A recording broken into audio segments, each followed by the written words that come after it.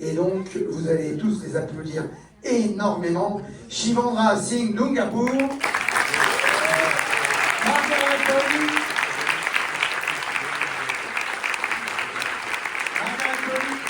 Margaret, Simi, Garewal, Sharmila, Tagore.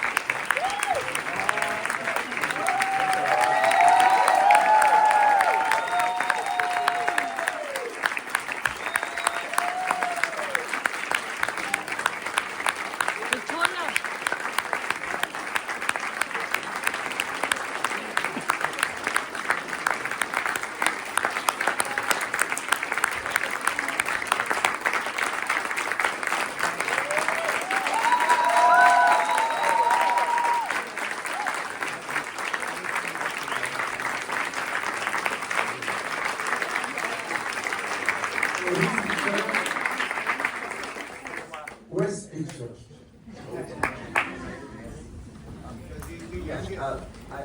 I have nothing to do with this film. I'm going to speak on behalf of a fan of this movie myself. It's sort of understood that you were not born when you made the movie. I was. Oh, you were? Yes, exactly. Yeah. Some years ago, I had an idea or a sort of a wish. I thought I would like to score one of my own movies to Satyajit Ray's music, to pieces I had loved from the magnificent soundtracks he composed himself for his films, starting early in his career with Teen Kanya. And as you may know, he also wrote music for Merchant Ivory for a couple of their films, Shakespeare Walla, and maybe The Household, another one of their films. And anyway, in that process of investigating all of this, I learned more and more and more about what I already knew, which is how especially wildly versatile and adventurous and endlessly prolific and accomplished he was, Ray, as a movie writer and director, as a publisher, as a novelist and short story writer, as a graphic designer, calligrapher, musician, as an artist. But also about how modest and fragile and complicated some of the financing of his projects was, though he always seemed to manage to get them done, something like 30 feature films plus documentaries too.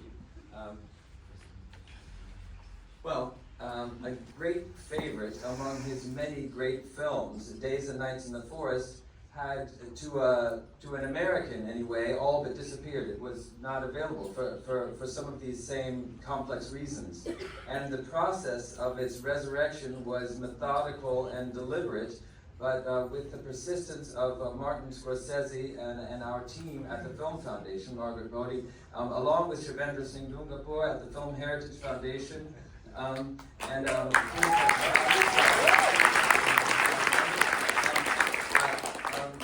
also crucial support from the Golden Globes Foundation, plus instrumentally Purnima Dutta and Sandeep Ray.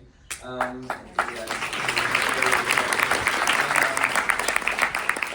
of course, our friends at the Cineteca in Bologna, who worked on the restoration.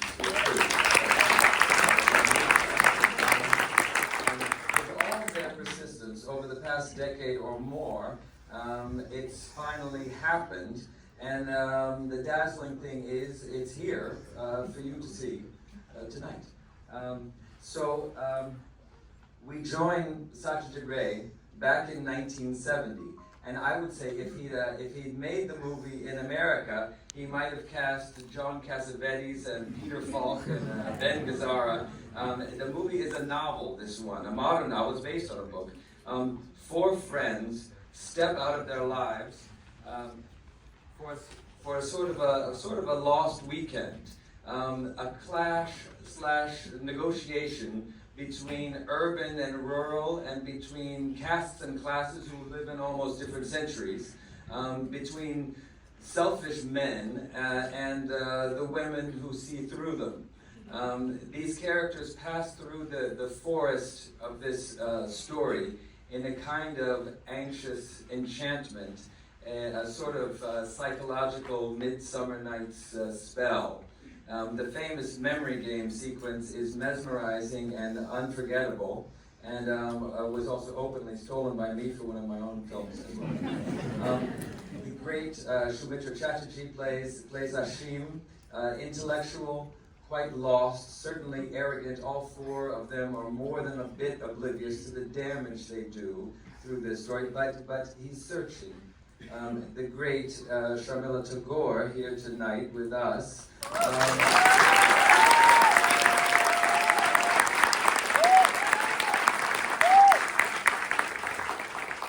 Plays Aparna, who knows much and chooses to reveal little, and who reserves her sharp, perceptive intelligence in this story. Also the exquisite Simi Garewal, who plays the Bodde in the film. She gives a remarkable performance, as you'll see, playing a character exceedingly unlike herself, I think you'll find.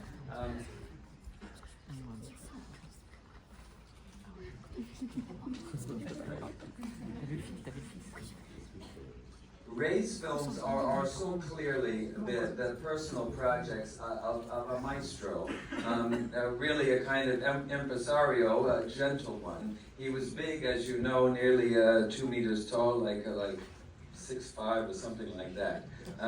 Is that right? About that big? 6'4". 6'4". I'm exaggerating a little, but but along with being a famous movie director, I have the impression of him too as a kind of famous professor, brilliantly knowledgeable. He edited the children's literary magazine Sandesh, which his grandfather had started and which he himself had revived.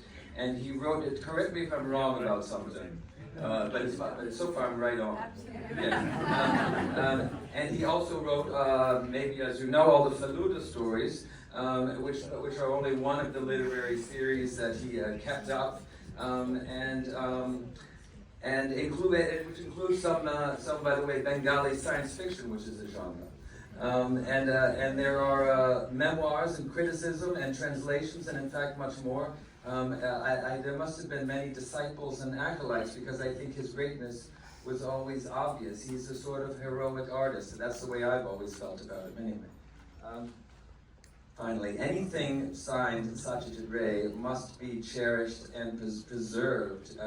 But Days and truly, Days and Nights in the Forest, I think you'll agree, is one of the special gems among his many treasures. I first saw it 25 years ago on a very strangely translated, blurry, scratchy, pirated DVD from a little Bollywood shop in New Jersey, and I hope you'll enjoy tonight, perfectly restored, as much as I did then. Thank you so much. Thank you.